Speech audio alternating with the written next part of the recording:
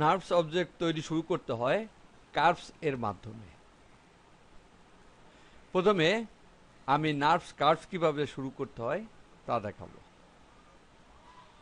এখানে টপ ভিউতে যাই, এটাকে ম্যাক্সিমাইজ করি, কিবোর্ড থেকে অল্টার ডাব্লিউ,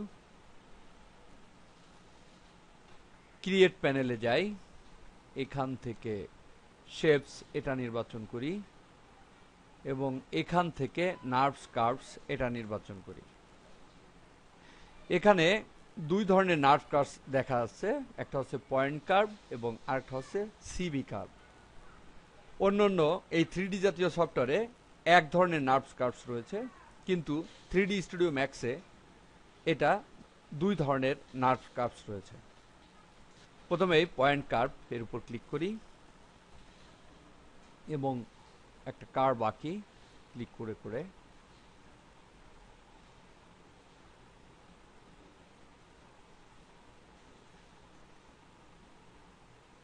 কার্ভটা আঁকলাম।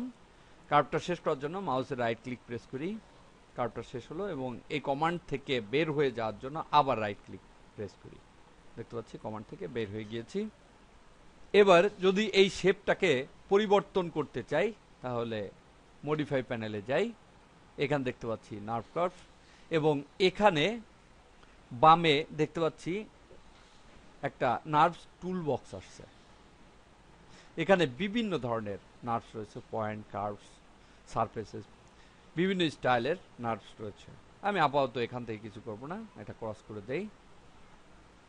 নার্ভ কার্ভসের এই প্লাসে ক্লিক করি, এখানে দেখতে পাচ্ছি দুই ধরনের সাব অবজেক্ট রয়েছে। প্রথমেই কার্ভ এর উপর ক্লিক করি এবং এর উপর ক্লিক করে এটাকে নির্বাচন করি, এবার পয়েন্টে ক্লিক করি। দেখতে পাচ্ছি বিভিন্ন পয়েন্ট এখানে দেখা যাচ্ছে, যেখানে যেখানে আমি ক্লিক করেছিলাম এই কার্ভটা তৈরি করার সময় সেখানে সেখানে এক একটা পয়েন্ট দেখা যাচ্ছে।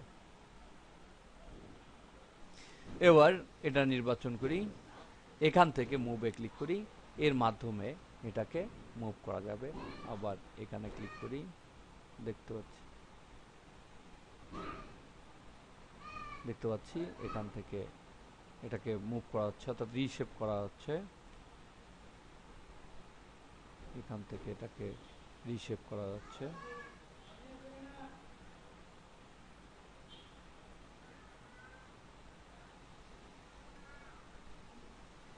দেখতে পাচ্ছি বিভিন্নভাবে বিভিন্ন পয়েন্টের মাধ্যমে একে রিশেপ করা হচ্ছে। কিন্তু এখানে যখন আমি রিশেপ করি দেখতে পাচ্ছি পুরো অবজেক্টের উপরেই প্রভাব পড়ছে, কোনো একটা নির্দিষ্ট জায়গায় প্রভাব পড়ছে না। এই নির্দিষ্ট জায়গায় প্রভাব পড়ানোর জন্য বেজিয়ারের প্রয়োজন পড়ে। এটাকে ডিলিট করি, কিবোর্ড থেকে ডিলিট কিটা প্রেস করি।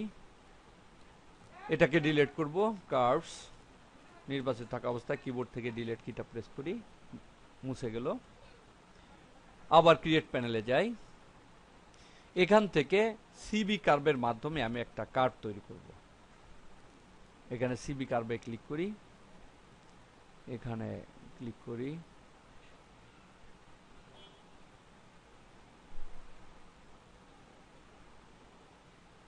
দেখতে পাচ্ছি একটা কার্ভ তৈরি হচ্ছে।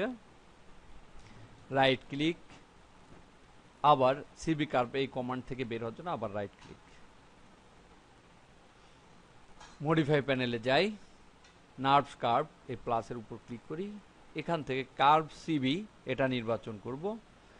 সিবি হলো কন্ট্রোল ভার্টেক্স, অর্থাৎ ভার্টেক্সের মাধ্যমে কন্ট্রোল করা। এর উপর ক্লিক করি, দেখতে পাচ্ছি ভার্টেক্স আসছে এখান দিয়ে। এবার এই পয়েন্টটা নির্বাচন করি, এখান থেকে মুভ করি, দেখতে পাচ্ছি এখানে রিশেপ হচ্ছে। আবার এটা নির্বাচন করি, দেখতে পাচ্ছি রিশেপ হচ্ছে, এটা নির্বাচন করি। এভাবে এই পয়েন্টগুলোর মাধ্যমে, এই ভার্টেক্সের মাধ্যমে রিশেপ করা যাবে।